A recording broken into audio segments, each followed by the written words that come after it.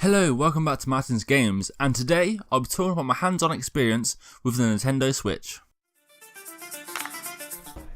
So first of all, I'll talk about the console itself, then later on I'll talk about the games I played. So holding the Switch in the tablet form, it feels really high quality. Unlike the Wii U, where it's all plasticky and it just doesn't feel right. The Switch feels like quite heavy. It's not too heavy, but quite heavy, so it feels like you've got something in your hand. And it feels quite luxurious. The screen, it looks fantastic. It's really clear, crisp. The one problem I find with, well, not a problem as such, but I noticed that the buttons and the analog stick are really quite small, even the shoulder buttons. All of the buttons on the Switch are quite small. Think of Nintendo 3DS XL. The buttons are smaller than them. Now that's saying something, because they're quite small buttons. But to be honest, when playing the game, I didn't really notice how small the buttons were.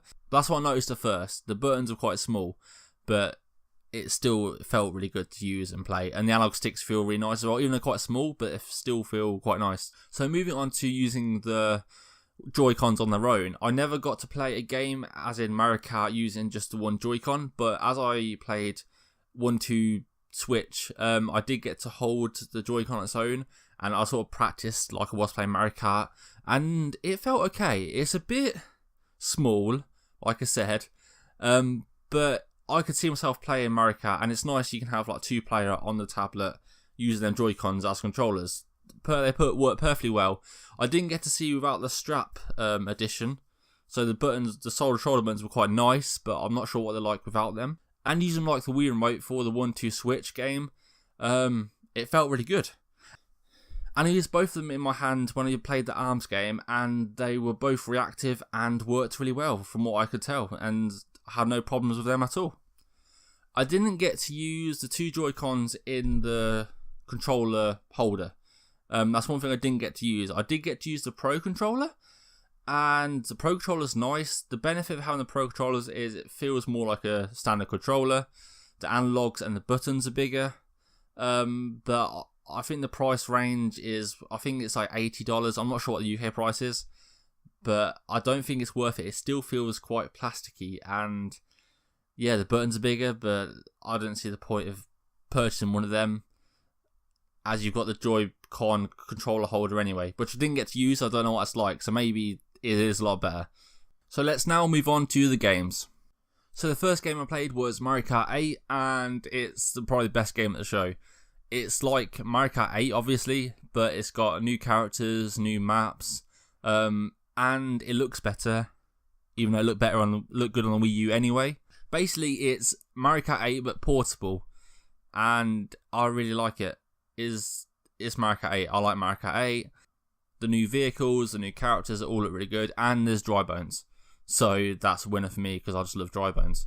But yeah, it looks really good, and it's 720p 60 frames per second on the tablet, and 1080p and 60 frames per second when you dock it into the TV as well.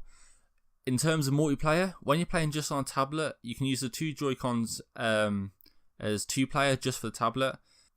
When it's plugged into TV, you can have up to 4-player split screen.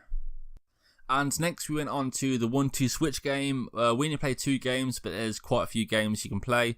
The first one was the Samurai, where you had to basically catch the other person's sword, or if you're the sword person, you gotta hit the person.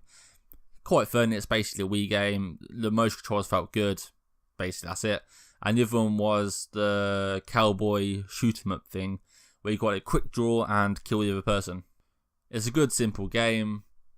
Yeah, it's alright. And there's a milking a cow mini game. I didn't play that. It looked weird. And then moving on to ARMS.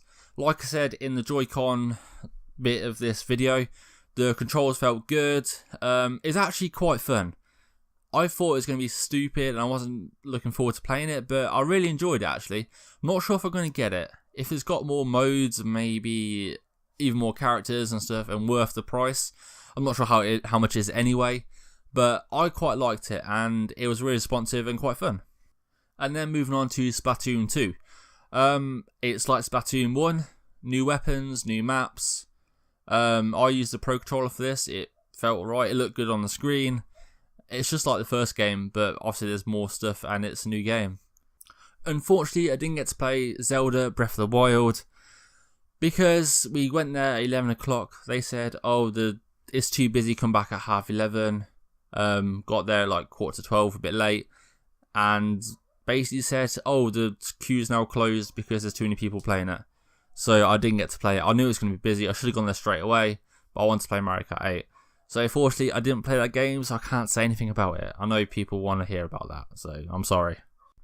So overall, I love the Switch. I think it's great. It's great as a portable, great as a home console. Controls feel good. It feels really premium. Like, it's worth the money, I think.